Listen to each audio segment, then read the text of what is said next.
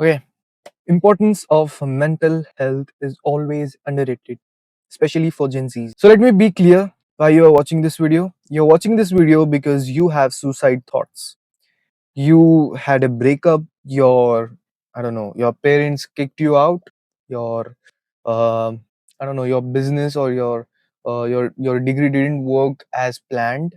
Whatever it was, it has left you in a crippling mental state. So the first thing we'll talk about is why it degrades, why your mental health degrades. Your mental health basically degrades because you are constantly indulging in dopamine releasing tasks.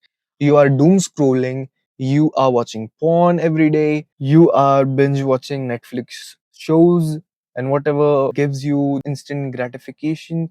Instant gratification is one more reason. Basically, you are chasing instant gratification instead of building things in your life. Things like spirituality, career, relationships, whatever. Every day, these many men attempt suicide, which is a very sad thing to be honest, which means every hour of the day, these many men, and every minute of the day, these many men, which is very sad to hear, to be honest, but and it's expected to rise even more. The first step to growth is acceptance of degeneracy. You have to accept first that you are not improving your mental health. You are degrading your mental health. You are in a crippling state. You have to first accept that and not always think that, by the way, or it may subconsciously reprogram you to always have that crippling state. But, anyways, the second thing we're going to talk about is how to improve. There are going to be two ways that I'll be talking about. One is longest way or moderately long way if you commit to it. And the second is the fastest and the most effective way. The longest way is this. You start it with small habits and a tracker, a list of things that you should do every single day. So your page will look something like this, and these are the margins that you have to draw. First one is workout. Of course, it's oversaid by a lot of people, but a lot of people underdo it. There are still so many people underestimating workouts. The second thing is meditation. Just focus on your breath, sit like this, and focus your breath coming in and out of your body. Maybe you can focus on your lungs expanding and contracting, or you can focus on your nostrils inhaling and exhaling. This is one of the best and most effective meditation out there. The third thing is journaling. So journaling is just make a separate book for it. Take action right now. Make a separate book. Do not do this online. Journaling online is not a waste of time, but it's hard to keep up with it. Until you are disciplined enough to journal practically in real life, you should not journal virtually. So how to journal? Just write everything you think about. Right now, what are you thinking about? You are thinking about this video. So let's say you're thinking about, let's say an hour later, you made the notebook and you have the pen on your hand and you are writing whatever your thoughts are, whatever your thoughts are. It's about sex, it's about money, it's about, I don't know, God, maybe, whatever it is, just write down your thoughts, put it out on paper. The fourth thing is socializing. Now, this part is a little bit tricky. With wrong people, it may feel like very good, but it is bad actually. So, for that, I would say just enjoy with them, don't adapt their mindset. I think I should make a complete whole video on this because this is so important about socializing. But basically, just socialize, just have your friends hang out every week, or if possible, every 2 3 days. Not every day, either 2 3 days every 2 weeks, or at least once every 2 weeks. Okay, and you should be mature enough to realize that people who are on self improvement have a lot of work going on in their life. So if you have good friends, they will have work, a lot of work to do in their life. So you should be mature enough to say, okay, if you're not coming, it's completely fine. Now we'll talk about the fastest way to improve your mental health. The fastest way is none other than dopamine detox. Now I want you to pick any number between 3 and 21. I would suggest, because you're starting out, because you have a very bad mental state, if you're starting out, pick 3. So it will be 3 days of dopamine detox. So the next thing, after picking a number, all the portable devices like phone, tablets, laptops, whatever, put them in the bag and give them to your trusted friend or your family member or someone you trust, basically, and tell them, do not give it to me until this date. For example, you start on 15 August, so you tell to them, do not give me before 19th of August. What we'll do is basically we'll zero your screen time. The first thing this will do is it will force you to, and by the way, it would be the best if they live very far from you, so you don't have this access to instant gratification. If they're just your parents and you're living with your parents right now, it's even harder then. But tell your mom to hide it somewhere if that's the case.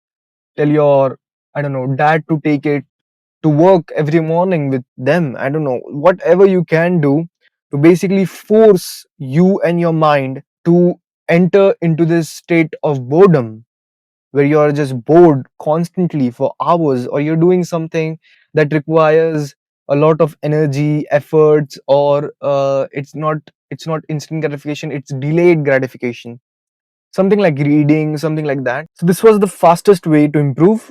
3 days of dopamine detox, all the portable devices locked in a box for 3 days or given to a trusted person. If it's not portable, for example, you have a PC, a desktop, then maybe disassemble it if you can, or you can just turn it off and gradually increase these days of dopamine detox. For example, you did 3 days of dopamine detox, you ended on, for example, 19th of August. Take a 10 days break, do whatever you want then, and then do it for 4 or 5 days and gradually increase that time until you reach 21 days. I swear to God, you will be so mentally cleared and you will have zero mental fog, and you will, like, it's just so good. Like, and if you couple that up with good habits that I said before, the 5 habits that I said, you'll be unstoppable with your mental health. It will it makes you feel like you are in heaven, basically. Of course you're not, but it makes you feel like you are in heaven, and you don't even need to do like these therapy sessions that cost thousands of dollars in the long run. You can do this for free, literally free. Like you can do this for literally free, and it won't cost you a dollar. So we are in the last half of this video, or maybe a guide, you can say. So now I want to talk about mindset into this. If you couldn't complete the dopamine detox, you said it for 3 days, but you couldn't even complete it for 10 hours. It's not the end of the world, because it's still progress. It's better than doing nothing and still thinking that you have a good mental state when you're having suicide thought. Anyone who takes action, imperfect action, perfect action, doesn't matter. A action without plan doesn't matter. Take action, please. Take action on this. Take action on everything in your life. You think that video editing is a good career?